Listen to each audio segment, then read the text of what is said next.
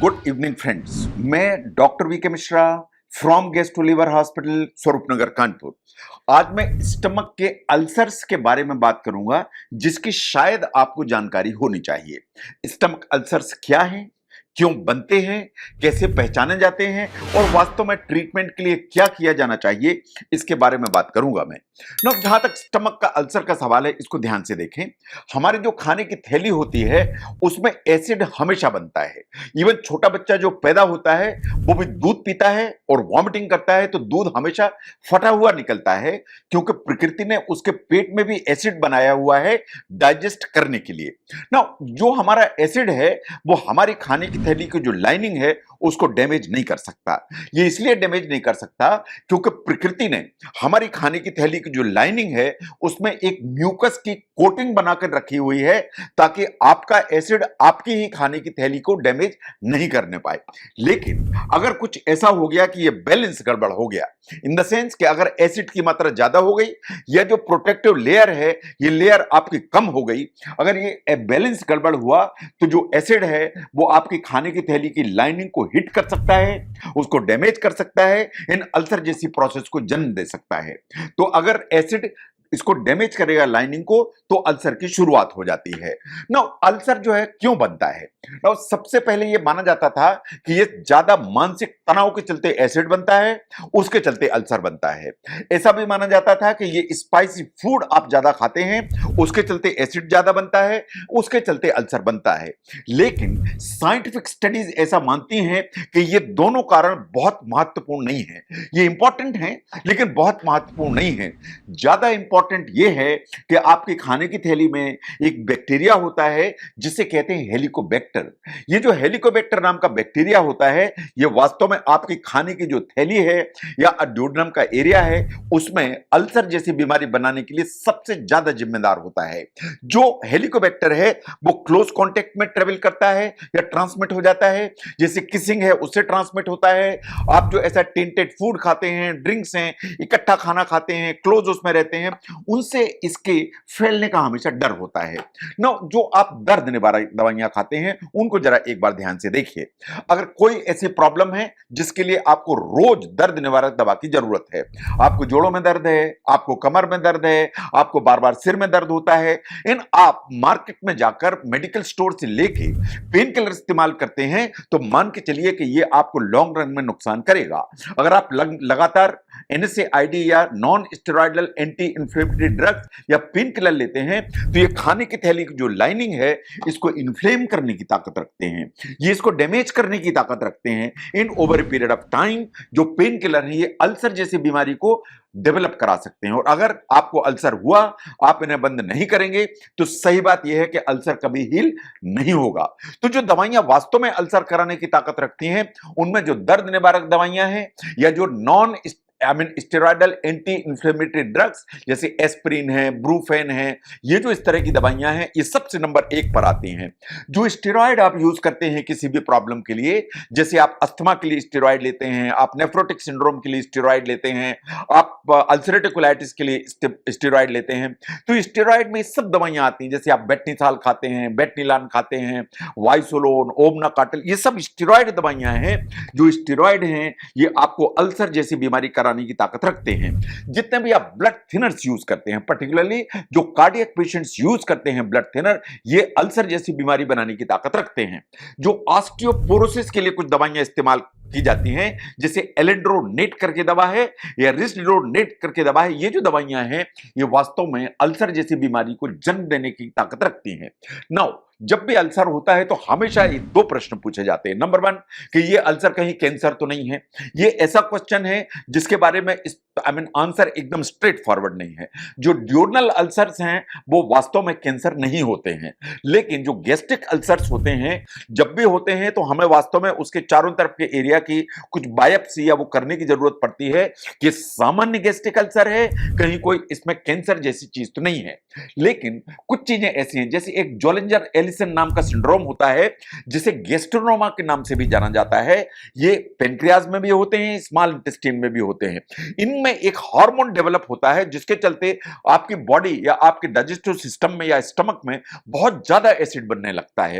इन बहुत ज्यादा जो एसिड बनता है ये अल्सर, मल्टीपल अल्सर इनके लिए जिम्मेदार होता है। नो, अगर अल्सर जैसी बीमारी डेवलप हुई तो आपको पेन किस तरह का होगा? जो पेन है वो ऊपर की तरह होगा, ऊपर की तरफ होगा, इसे एपिगेस्ट्रिक पेन कहते हैं। यहां पर जलन या बर्निंग का सेंसेशन काफी ज्यादा होगा। ये जो दर्द है ये कुछ मिनट रह सकता है या कुछ घंटे भी रह सकता है। ये खाली पेट पर भी ज्यादा हो सकता है, खाने के बाद भी ज्यादा हो सकता है। ये आधी रात में भी आपको जगा सकता है, particularly at 3 o'clock in the night के पेट में दर्द हुआ और आप उठिए और कुछ बिस्किट जैसी चीज खाइए और उससे आपको रिलीफ आ जाएगी।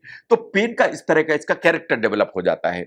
लेकिन over a period of time अगर आपने इसको ट्रीट नहीं किया तो उल्टियां होंगी, जी मिचलाएगा, आपको पेट काफी जो ना फूला फूला लगेगा एंड डकारें आना चालू हो जाएंगी। अगर कॉम्प्लिकेशंस डेवलप हुए तो आपकी जो लेट्रिन है वो ब्लैक कलर की हो जाएगी या लेट्रिन में ब्लड आने की संभावना है। अगर नहीं ट्रीट किया गया तो over a period of time आपका जो वेट है वो कम होने लगेगा। एंड साइंटिफिकली ऐसा माना जाता है कि नियरली 50% पेशेंट्स ऐसे होते हैं जिन्हें अल्सर की बीमारी होती है लेकिन उन्हें अपने किसी लक्षण का अंदाजा ही नहीं होता कि उन्हें कोई प्रॉब्लम है। नाउ अगर अल्सर जैसी चीज की कोई डाउट है तो किन टेस्ट की जरूरत है? सबसे पहले बेरियम मील जैसे टेस्ट किए जाते थे पुराने जमाने में, लेकिन अब बेरियम मील जैसा टेस्ट अल्सर जैसी बीमारी के लिए ना के बराबर किया जाता है, नहीं किया जाता है।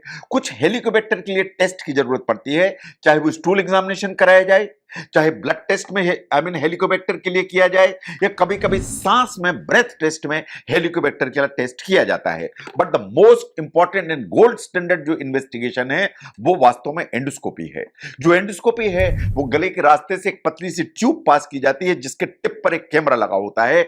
उससे हम देखते हैं कि आपकी जो खाने की थैली है उसकी सतह में कोई प्रॉब्लम तो नहीं है, कहीं आपको अल्सर जैसी कोई प्रॉब्लम तो नहीं है। अगर अल्सर है तो हम एक छोटा सा टुकड़ा भी स्टमक से ले सकते हैं इस चीज को देखने के लिए कि कहीं हेलिकोबैक्टर कोई इन्फेक्शन तो नहीं है, और अगर कोई जरूरत हुई तो बायोप्सी भी की जा सकती है।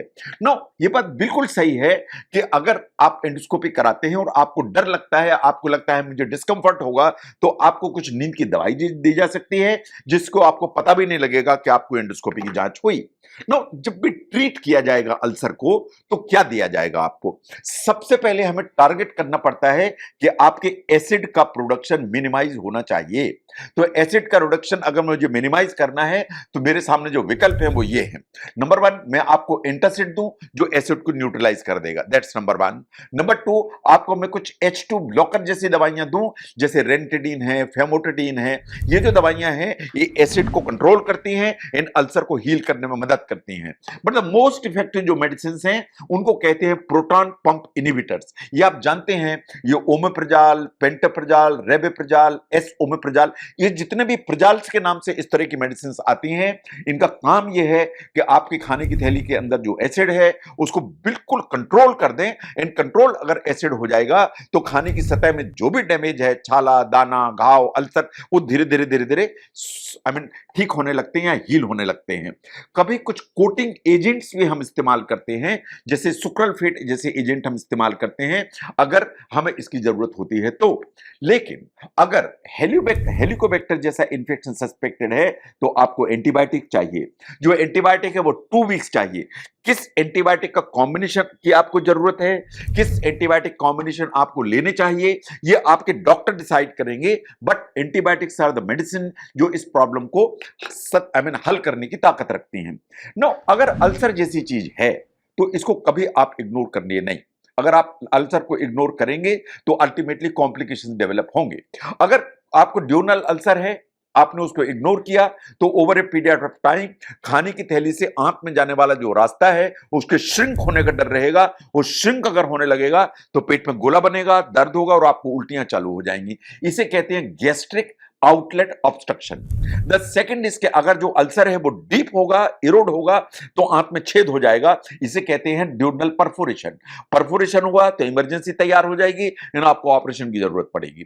थर्ड इसके अगर आपने कंट्रोल नहीं किया तो ब्लीडिंग होने लगेगी, तो या तो आपको काली लेटरिन होगी या आपको खून की उल्टी हो सकती है। ये वास्तव में इमरजेंसी है, हॉस्पिटल मांगेगी, एंडोस्कोपी इमरजेंसी में करानी पड़ेगी। इन ब्लीडिंग को कंट्रोल करने के लिए जो भी किया जाना है उसको आपको कराने की जरूरत पड़ेगी।